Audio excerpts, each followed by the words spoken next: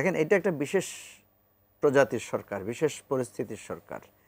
এইটাকে আপনি যদি আনকনস্টিটিউশনাল হিসেবে বলতে চান বলতে পারবেন, ঠিক আছে?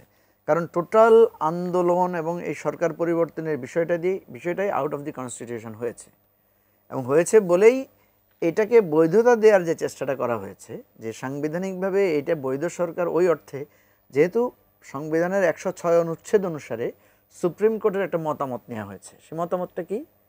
আমাদের সংবিধানে কখনো লেখা ছিল না প্রধানমন্ত্রী পালিয়ে গেলে কি হবে, মন্ত্রিপরিষদ পালিয়ে গেলে কি হবে, আপনার এই যে স্পিকার পালিয়ে গেলে কী হবে। আমাদের এখানে লেখা আছে প্রধানমন্ত্রী না থাকলে ওনার অ্যাবসেন্সে স্পিকার, উনি না থাকলে দিস অ্যান্ড দ্যাট, এভাবে কথা আছে।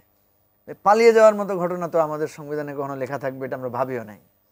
ফলে এই যে শূন্যতা, প্রধানমন্ত্রী হেলিকপ্টারে করে পালিয়ে গেলেন, উনি পদত্যাগপত্র পাঠালেন রাষ্ট্রপতির কাছে, রাষ্ট্রপতি বলছে পাঠাইছেন পাঠান না, এ ধরনের একটা ধোঁয়াশার পরিস্থিতি ছিল।